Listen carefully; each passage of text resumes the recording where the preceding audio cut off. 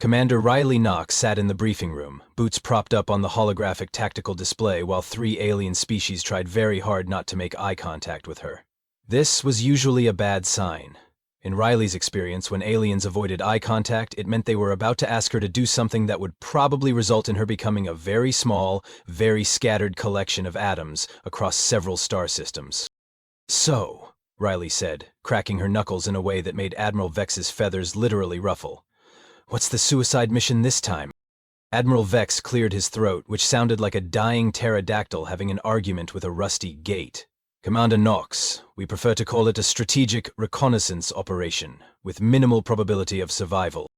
"Right, suicide mission, got it." Riley gestured for them to continue. "Let me guess, you need someone to fly into a black hole, punch a neutron star, or maybe have a polite conversation with the Dominion about their aggressive expansion policies?" Tactical Officer Grunk, who looked like someone had taught a boulder how to be pessimistic, shifted uncomfortably. "Actually, Commander, it's worse than that." "Oh, fantastic. I love worse." Admiral Vex activated the holographic display, revealing a massive fortress moon bristling with enough weapons to sterilize a small galaxy. "This is Tartarus Station, the Dominion's primary research facility. Intelligence suggests they've developed a reality-warping weapon capable of rewriting the fundamental laws of physics in localized space." Riley whistled low. "Okay, that's actually pretty impressive. So you want me to what, exactly? Knock on their front door and ask nicely if they'd mind handing over their physics-breaking doomsday device?" "The mission parameters are quite specific," Vex continued, his voice taking on that particular tone that meant he was about to recite something he'd memorized. "Infiltrate Tartarus Station, navigate 17 levels of security, bypass their quantum encryption, locate the weapon, and extract it without alerting their defense grid." "And the catch?" Grunk leaned forward. "The station is surrounded by a fleet of 200 Dominion warships, protected by an energy shield that can vaporize anything larger than a dust particle, and monitored by artificial intelligence systems that make our most advanced computers look like counting on your fingers." Riley nodded slowly. "And you're telling me this because—" "Because," Admiral Vex said, his voice dropping to what he probably thought was a dramatic whisper. "You're the only being in the Coalition forces who has volunteered for impossible missions and lived to tell about it." "That's not entirely accurate," Riley said, pulling her boots off the display. "I've volunteered for impossible missions and lived to complain about them afterward. There's a difference." The third alien in the room, a squid-like creature named Captain Bloom, finally spoke up. "Commander Knox, our tactical analysts have run over 3,000 simulations of this mission. The success rate is 0%. 0%? Riley grinned. "That's the best odds I've had all month. When do we leave?" Admiral Vex blinked all 6 of his eyes in sequence. "You're accepting the mission?" "Of course I'm accepting the mission. Do you know what 0% means to a human?" Riley stood up and stretched. "It means someone hasn't been creative enough with their math yet." Grunk made a noise that sounded like gravel having an existential crisis. "Commander, you do understand that this mission is designed to be impossible, right? The Dominion built Tartarus Station specifically to be impregnable. They've had their best minds working on security for decades."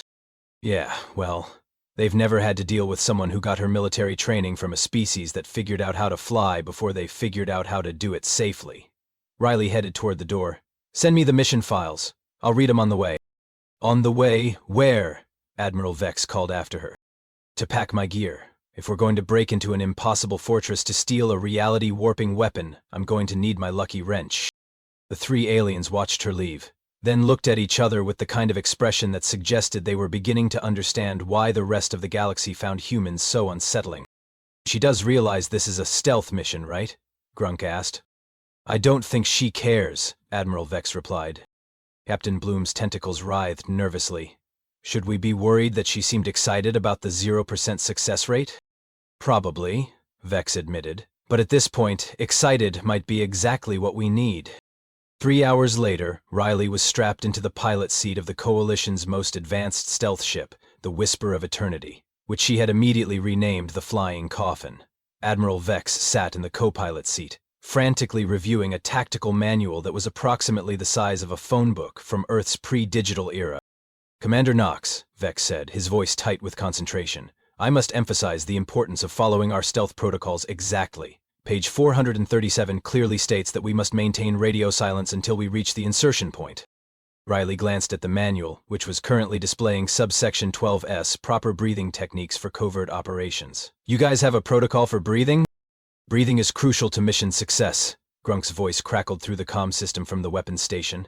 Improper breathing can increase stress hormones by up to 15%, which could compromise our stealth capabilities. Right, Riley said, engaging the ship's engines. And how's that working out for you so far in this war? There was a pause that stretched long enough to make Riley wonder if she'd accidentally hit a nerve. Then Captain Bloom's tentacles appeared on the edge of her peripheral vision. Commander, we're approaching the outer perimeter of Tartarus Station. Activating cloaking device now. Riley watched as the ship's stealth systems came online, wrapping them in what the Coalition proudly called state-of-the-art quantum invisibility technology. The ship shimmered and vanished from their own sensors, which was always a disconcerting experience. Excellent, Admiral Vex said, consulting his manual. According to protocol, we should now proceed at 1/4 impulse power while maintaining a precise 45-degree approach angle to minimize our sensor signature. Sounds good, Riley said, and promptly gunned the engines straight toward the Fortress Moon. Commander Knox, what are you doing? Vex squawked. That's not the protocol. I'm improvising, Riley replied, just as every alarm on the ship started screaming at once. The cloaking device, which had been working perfectly for exactly 47 seconds, decided that now would be an excellent time to malfunction. The ship flickered back into visibility like a neon sign advertising Coalition Infiltration Team. Please shoot here. Well, Grunk said over the comm, with the tone of someone who had predicted this exact scenario, we're all going to die. Riley checked her instruments, as approximately 50 Dominion fighters swarmed toward them like very angry, very well-armed bees. Okay, so the stealth approach didn't work. That's fine. I've got a plan B. What's plan B? Admiral Vex asked, his feathers now standing completely on end. I'm working on it, Riley said, pulling the ship into a dive that made the artificial gravity system very unhappy. But first, quick question. Do any of you know why your cloaking device smells like burnt popcorn when it breaks? That's impossible, Captain Bloom protested. Our technology doesn't produce any olfactory byproducts. Then what's that smell? Before anyone could answer, the ship's communication system crackled to life with an incoming transmission. A voice that sounded like it had been filtered through gravel and bad life choices filled the cockpit. Coalition vessel, this is General Krex of the Dominion Defense Fleet. You are trespassing in restricted space. Surrender immediately or be destroyed. Riley grabbed the comm microphone. This is Commander Riley Knox. I'm here about your extended warranty. There was a pause. What? Your extended warranty. It's about to expire. I'm here to help you renew it. Admiral Vex stared at her in horror. Commander, what are you doing? Buying time, Riley whispered, then spoke into the comm again. I understand you've been having some technical difficulties with your reality-warping weapon. I'm a certified technician. You're a what now? General Crack's voice had taken on a tone of profound confusion. A certified technician. From Earth. We invented half the stuff you guys reverse-engineered, so we know where all the bugs are. The Dominion fighters had stopped shooting, which Riley considered a significant improvement over their previous strategy of trying to turn her into space dust. Commander, Grunk said quietly, please tell me you have an actual plan. Of course I have a plan, Riley said, spotting what looked like a garbage disposal chute on the side of the Fortress Moon. I'm going to fix their weapon. That's not a plan, that's insanity, Admiral Vex protested. In my experience, Riley said, aiming the ship directly at the garbage chute, the two tend to overlap quite a bit. And with that, she punched the engines to full power and dove straight into the Fortress Moon's waste disposal system, while General Krex's voice echoed behind them, shouting something about warranties and proper paperwork. The good news was that the flying coffin fit perfectly through the garbage disposal chute. The bad news was that it fit perfectly through the garbage disposal chute, which meant they were now hurtling through a tunnel designed to process several tons of alien refuse per hour. Commander Knox, Admiral Vex said, his voice unnaturally calm in the way that suggested he was having a complete mental breakdown. I believe we are currently traveling through a waste management facility. That's correct, Riley said, wrestling with the controls as something that looked suspiciously like alien cafeteria food bounced off the windshield. And before you ask, yes, this was intentional. But the smell, Captain Bloom moaned. My species has 17 different scent receptors. This is assault on 16 of them. Yeah, well, your species also thought cloaking devices were supposed to work for longer than 47 seconds, so maybe we should reevaluate our priorities. The ship finally came to a stop in what appeared to be a massive processing chamber. Through the viewports they could see conveyor belts moving various types of garbage toward what Riley sincerely hoped were recycling units and not incinerators. "Okay," Riley said, checking her equipment. "Everyone grab your gear. We're going to take a little walk." "Through the garbage?" Grunk asked, his voice conveying the kind of existential horror usually reserved for discussions of mortality. "Through the maintenance tunnels that run parallel to the garbage systems," Riley corrected. "Every building in the galaxy has them. It's like the second law of thermodynamics, but for architecture." Admiral Vex consulted his manual.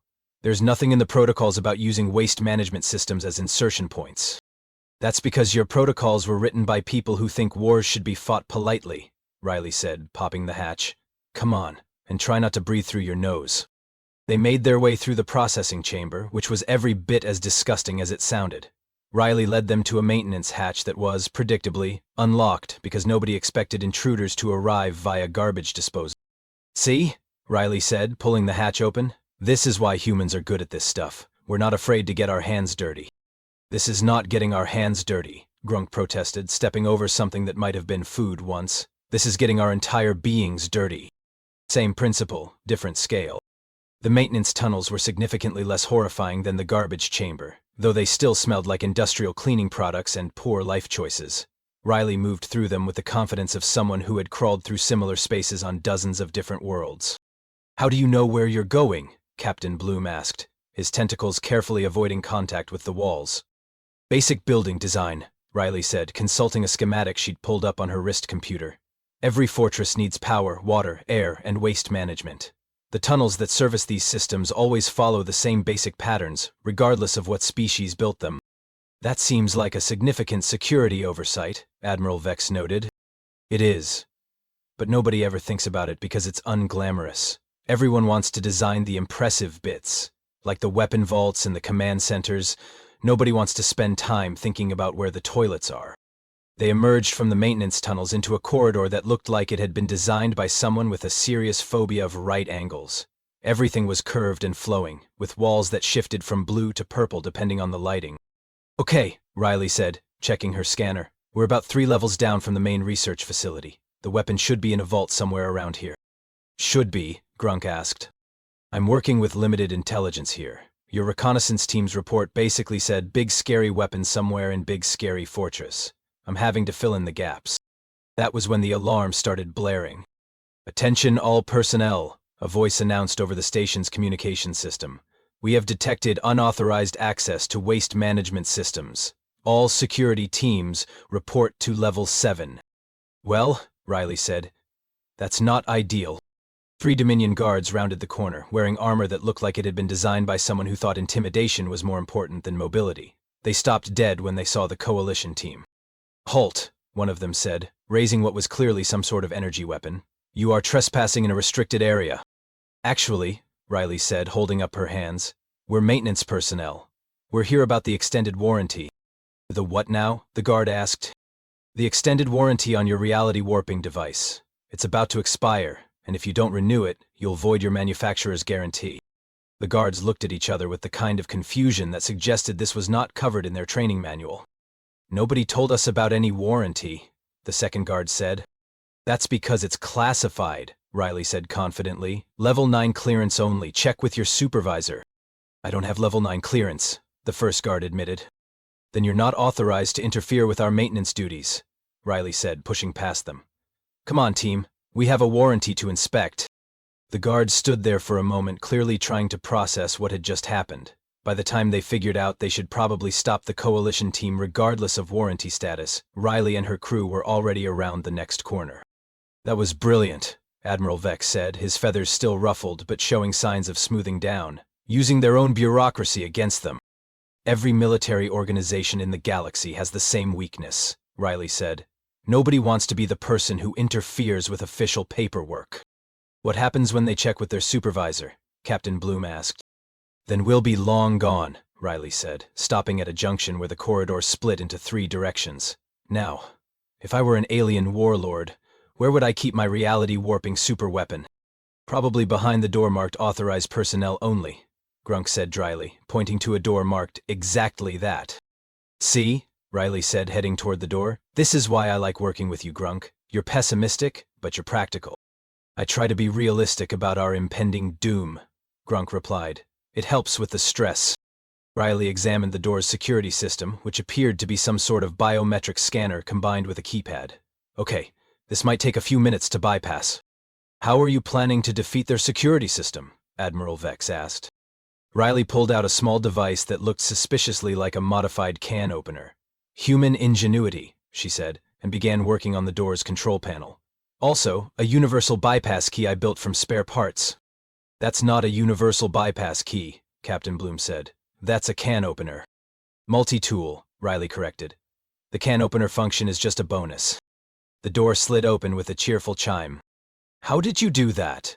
Vex asked in amazement. Trade secret, Riley said. But I'll give you a hint. Most alien species overthink their security systems. They design them to be impenetrable to advanced technology, but they never consider someone might just short-circuit the power supply. They stepped through the door into what was clearly the fortress's main research facility, and there, in the center of the room, sitting on a pedestal surrounded by force fields and enough warning signs to paper a small moon, was the most anticlimactic weapon Riley had ever seen. Well, she said, staring at it, that's interesting. The reality-warping weapon that had terrified the entire coalition. The doomsday device that could supposedly rewrite the laws of physics, the ultimate expression of Dominion military technology, was sitting on its pedestal looking remarkably like a microwave oven from Earth. Circa 2019. Riley walked closer, ignoring the force fields and warning signs that screamed things like danger, reality, alteration device, and authorized personal only in 17 different languages. She peered at the device through the shimmering energy barrier, noting the familiar digital display, the rotating plate visible through the front window, and what appeared to be a dial labeled Popcorn. Commander Knox, Admiral Vex said nervously. Perhaps we should proceed with caution. The weapon's reality-altering capabilities could be activated by proximity sensors. Oh, it's reality-altering, all right, Riley said, pulling out her scanner and running it over the device. But probably not in the way you think. Captain Bloom's tentacles writhed with anxiety. According to our intelligence reports, this device can create localized distortions in space-time, manipulate matter at the quantum level, and theoretically unmake entire star systems. Your intelligence reports, Riley said, studying the readings on her scanner, are written by people who've never seen a microwave oven. There was a long pause. Then Grunk spoke up with his usual pessimistic clarity. Commander, are you suggesting that the Dominion's ultimate weapon is a kitchen appliance?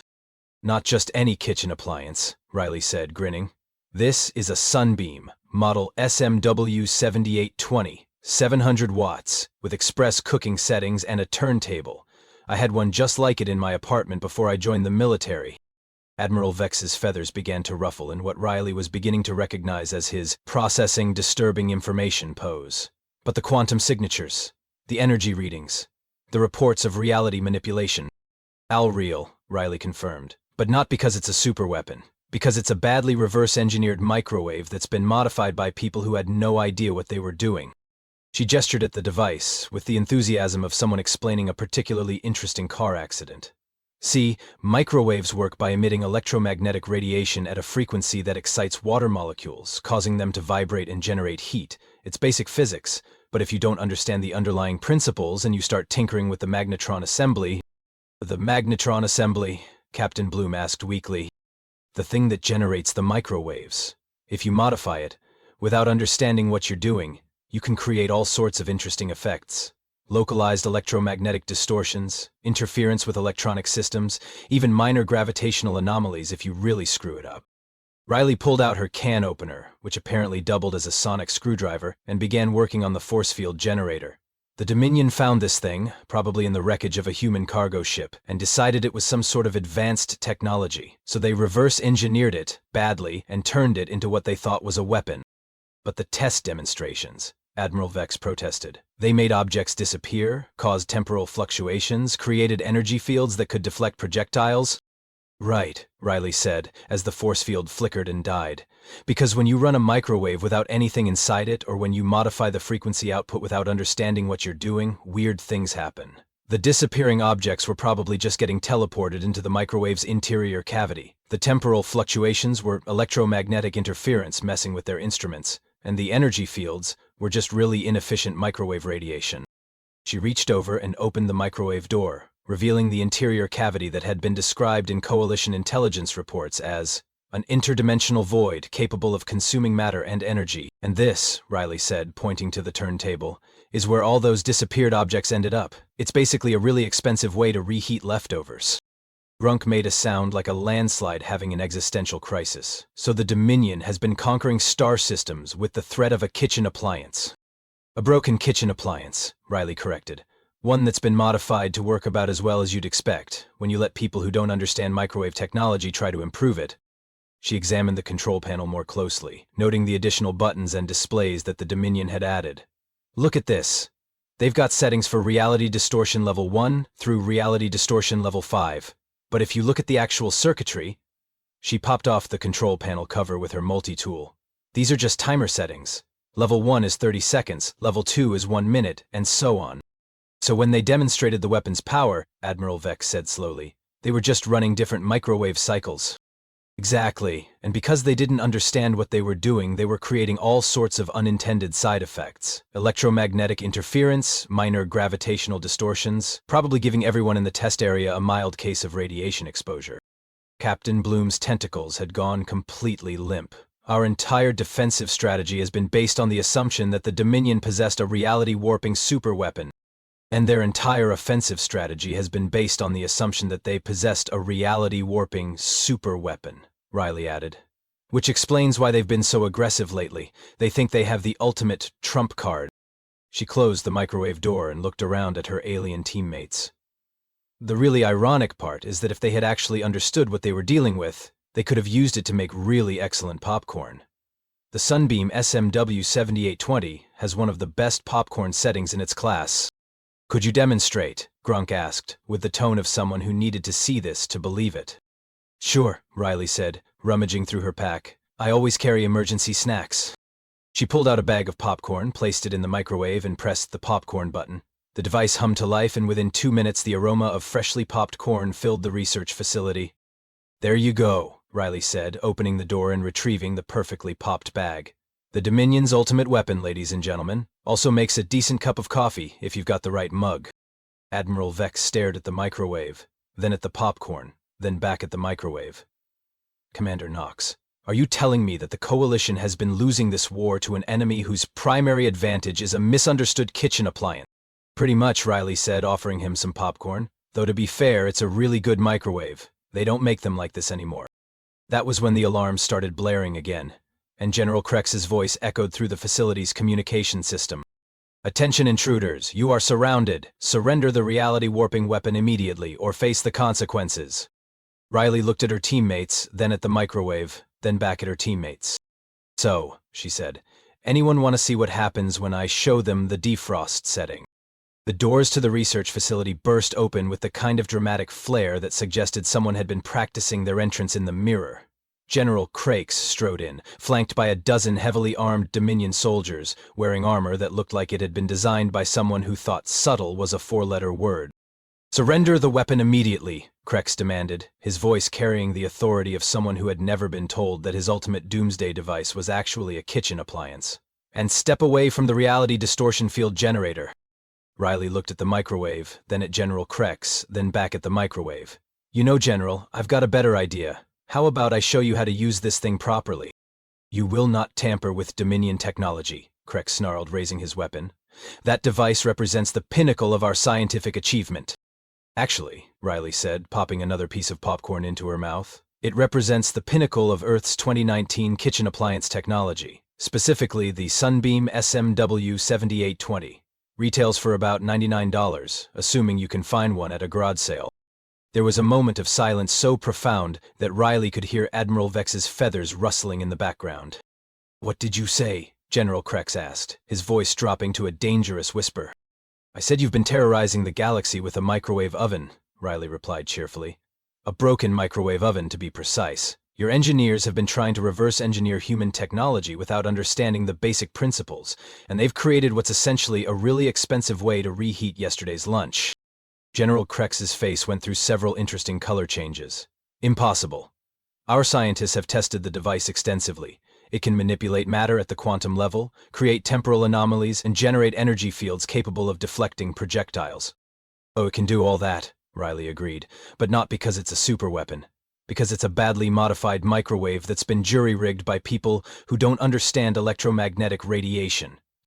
She gestured toward the device. Want me to prove it? I'll show you how to make the perfect cup of coffee with your reality-warping weapon. You're lying, Krex said, but his voice had lost some of its certainty. Am I? Riley asked, pulling out her scanner again. Tell me, General, how many of your technicians have reported mysterious headaches, nausea, and fatigue after working with this device? General Krex's expression shifted slightly. Some minor side effects have been reported, but that's normal when dealing with advanced technology. Those aren't side effects of advanced technology, Riley said. Those are symptoms of microwave radiation exposure. Your ultimate weapon has been slowly cooking your research team. She turned to address the Dominion soldiers, who were looking increasingly uncomfortable. Let me guess. You've all been told that proximity to this device could cause reality distortions, time displacement, and molecular disintegration, right? Several of the soldiers nodded nervously. What you've actually been experiencing, Riley continued, is low-level electromagnetic radiation, minor gravitational fluctuations, caused by an improperly shielded magnetron, and the psychological effects of believing you're standing next to a doomsday weapon. She popped open the microwave door again. See this interior cavity? Your intelligence reports probably describe it as an interdimensional void or something equally dramatic. In reality, it's where you put your food when you want to heat it up. General Krex stepped closer, his weapon still trained on Riley, but his attention clearly focused on the microwave. If what you're saying is true, then how do you explain the temporal anomalies, the energy readings, the gravitational distortions? Gladly, Riley said, warming to her subject. The temporal anomalies are electromagnetic interference, messing with your chronometers. The energy readings are exactly what you'd expect from a 700-watt microwave running at full power. And the gravitational distortions are caused by your magnetron assembly being improperly calibrated. She pulled out her multi-tool and began pointing to various components. Your engineers removed the safety interlocks, modified the frequency output, and bypassed the containment shielding. Basically, they took a perfectly good microwave and turned it into a radiation hazard. But the test demonstrations, one of the soldiers said, we saw it make objects disappear. Into the microwave cavity, Riley explained patiently, which is exactly what's supposed to happen when you put things in a microwave. The difference is that your version has been modified to run without the door being closed, so the objects are getting teleported into the interior cavity by the electromagnetic field. She reached into the microwave and pulled out what appeared to be a small metal sphere. Like this test probe that your technicians disintegrated last week. It's been sitting in here the whole time, probably getting slowly cooked by residual radiation. General Krex stared at the sphere, his weapon wavering. This is impossible. Our entire military strategy is based on the power of this device. Your entire military strategy is based on a fundamental misunderstanding of human technology, Riley said, which, to be fair, is pretty much par for the course when it comes to alien civilizations trying to reverse engineer Earth stuff. She closed the microwave door and looked around at the assembled Dominion forces. But here's the thing, General. I can fix it. Fix it? Krex repeated. Sure, I can show you how to calibrate the magnetron properly, restore the safety interlocks, and get this thing working the way it's supposed to. You'll lose the reality warping effects, but you'll gain the ability to heat up frozen dinners in under 3 minutes. Admiral Vex cleared his throat. Commander Knox, are you suggesting we help the enemy improve their technology? I'm suggesting we help them understand their technology, Riley corrected. There's a difference. Besides, once they realize their ultimate weapon is a kitchen appliance, they might be more interested in negotiating a peace treaty than continuing this war. General Krex lowered his weapon slightly. You would do this? Help us understand the device? Absolutely, Riley said, in exchange for safe passage for my team and a formal ceasefire while we work out the details. And if I refuse? Riley's grin took on a decidedly predatory quality. Well, General, let me tell you what I've been doing while we've been talking. She pulled out her scanner, which was now displaying a schematic of the fortress's power systems. See, while you were focused on our little discussion about microwave technology, I've been running a diagnostic on your station's electrical grid, and I've discovered some very interesting things. Such as the fact that your power distribution system is based on human technology that you've reverse-engineered just as badly as this microwave. Your primary generators are modified versions of Earth fusion reactors, your electrical conduits are using human-designed superconductor materials, and your computer systems are running on processors that were originally designed for human spacecraft. Riley's scanner beeped, and she glanced at it with satisfaction. And just like with the microwave, your engineers have been making modifications without understanding the underlying principles. What are you saying? General Krex demanded. I'm saying that while we've been talking, I've been uploading corrective firmware to your station's computer systems.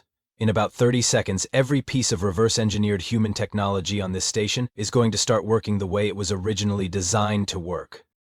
That's impossible. Our systems are secure. Your systems are secure against alien hacking attempts, Riley said.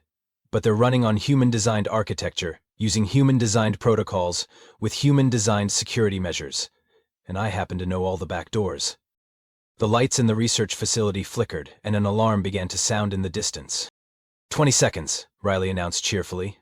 You know, General, your engineers did a really impressive job of making human technology work incorrectly. It takes genuine creativity to take a perfectly functional fusion reactor and turn it into a potential supernova hazard. You're bluffing, Krex said, but his voice was starting to sound uncertain. 15 seconds. Oh, and just so you know, when I say corrective firmware, I mean that every system on this station is about to revert to its original Earth standard operating parameters. Your artificial gravity might fluctuate, your life support systems might need to recalibrate, and your defensive systems might experience what we humans call a complete system restart.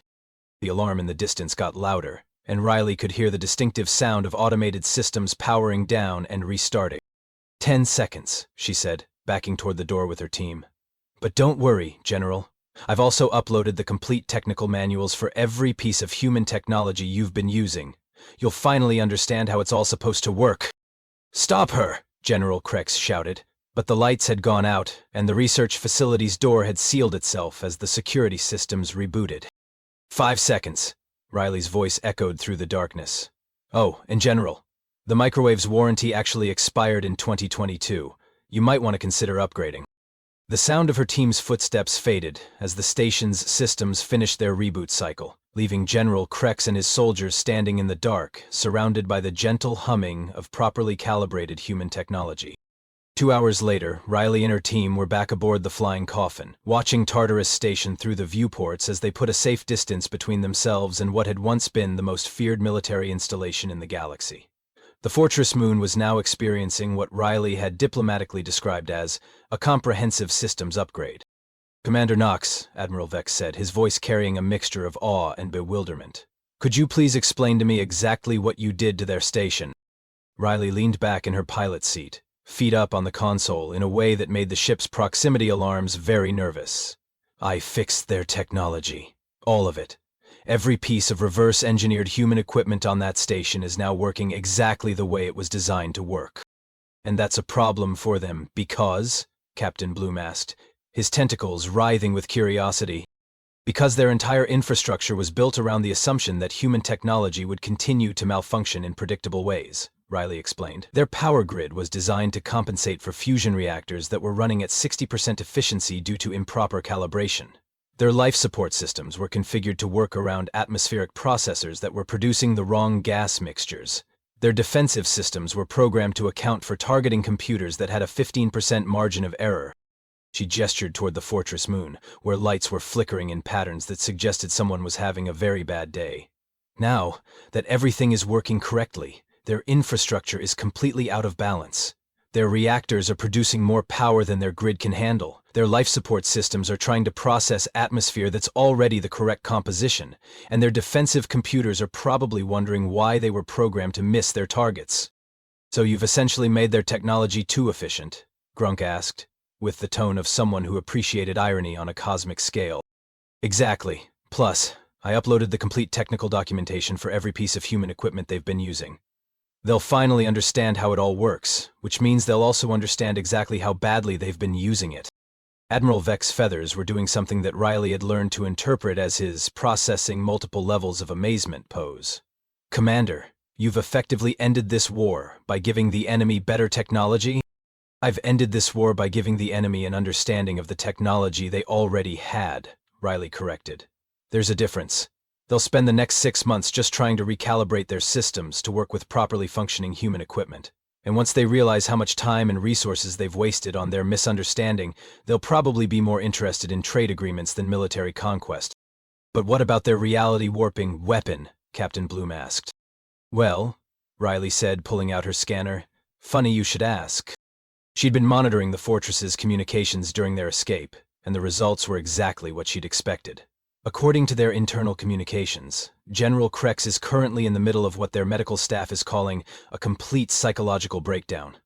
Apparently, discovering that your ultimate weapon is a kitchen appliance can be quite traumatic for someone who's built their entire military career around it.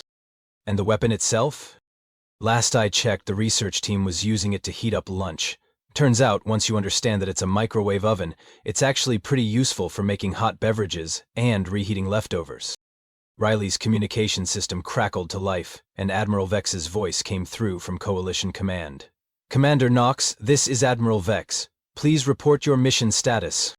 Wait, Riley said, looking at the Admiral Vex sitting next to her, then at the communication console. Are you talking to yourself? Different, Admiral Vex explained. My cousin. He's in charge of strategic operations. Your cousin? Large family, very military-oriented. Riley shook her head and activated the communications system. Coalition Command, this is Commander Knox. Mission accomplished. The Dominion's reality-warping weapon has been neutralized, their strategic advantage has been eliminated, and I've provided them with enough technical documentation to keep them busy for the next decade. Excellent work, Commander. What's your assessment of the strategic situation? Well, Riley said, looking out at the fortress moon, where the lights were still flickering in patterns that suggested widespread system failures. I'd say the immediate threat has been resolved. The Dominion is going to be too busy trying to figure out how to use their own technology to launch any major offensives, and once they realize how much more efficient their equipment is when it's working properly, they'll probably be more interested in economic cooperation than military expansion. And the weapon itself? Turns out it was a Sunbeam SMW 7820 microwave oven, circa 2019. 700 watts with express cooking settings and a turntable. The Dominion had been trying to reverse engineer it without understanding the basic principles of electromagnetic radiation, which resulted in a lot of impressive-looking but ultimately harmless side effects. There was a long pause on the communication line. Commander Knox, Admiral Vex Cousins said slowly, "Are you telling me that the Coalition has been fighting a war against an enemy whose primary strategic advantage was a misunderstood kitchen appliance?" Pretty much, yeah. Though to be fair, it's a really good microwave. They don't make them like that anymore. Another pause. Commander Knox, report to Coalition Command immediately upon your return. We have another impossible mission that requires your particular expertise. Riley grinned. What kind of impossible mission? The hegemony of Varga has developed what they claim is a matter transportation device, capable of moving objects instantaneously across galactic distances. They're threatening to use it to transport their entire military fleet directly into Coalition space. And you want me to figure out what it really is? We want you to figure out how to stop it. Our intelligence suggests it's some sort of advanced human technology that they've reverse-engineered. Riley looked at her scanner, which was still displaying technical specifications for various pieces of human equipment. Let me guess. It's probably a fax machine, isn't it? A what? Never mind. I'll figure it out when I get there. She looked around at her alien teammates, who were all staring at her with expressions of mixed admiration and terror. Well, team, looks like we're about to have another adventure in human technology gone wrong. Commander Knox, Grunk said, with his usual pessimistic clarity. May I ask why you continue to volunteer for these impossible missions? Riley considered the question seriously. You know, Grunk, I think it's because humans have a fundamental philosophical difference with the rest of the galaxy. When you guys encounter something that's labeled impossible, you assume it really is impossible and start planning around that assumption. And humans? When we encounter something that's labeled impossible, we assume someone just hasn't been creative enough with their approach yet. We figure that if something exists, there's probably a way to understand it, fix it, break it, or improve it. And if it doesn't exist, we'll build it ourselves just to prove it can be done. She gestured toward the fortress moon, where the lights had finally stabilized into a normal pattern. The Dominion thought they had an impossible weapon, so they built their entire strategy around that assumption. They never considered that their impossible weapon might actually be a perfectly ordinary piece of technology that they just didn't understand. So humans volunteer for impossible missions because you don't believe in impossible? Admiral Vex asked. We volunteer for impossible missions because we're too stubborn to admit that something can't be done, Riley corrected. There's a difference. Stubbornness is a much more reliable motivation than belief. She set course for Coalition Command, where another impossible mission was waiting for her attention. Besides, someone has to keep the galaxy from destroying itself with misunderstood kitchen appliances. Might as well be the species that invented them in the first place. Commander Knox, Captain Bloom said, his tentacles curling with what Riley had learned to recognize as alien amusement. I believe you may have just defined the entire human approach to interstellar relations. Yeah, well, Riley said, watching the stars wheel past as they entered hyperspace. It's worked pretty well for us so far. In the distance, Tartarus Station continued its comprehensive systems upgrade, its newly efficient human technology humming along at optimal performance levels, while somewhere in its depths, a perfectly functional microwave oven sat ready to make the best popcorn in the galaxy. And in the Coalition Command briefing room, another impossible mission waited for the only human crazy enough to volunteer for it. Because that's what humans do. They volunteer for the impossible missions, figure out why they're not actually impossible, fix whatever's broken, and then look around for the next impossible thing to tackle. It's not a perfect system, but it's gotten the species this far. And sometimes that's enough.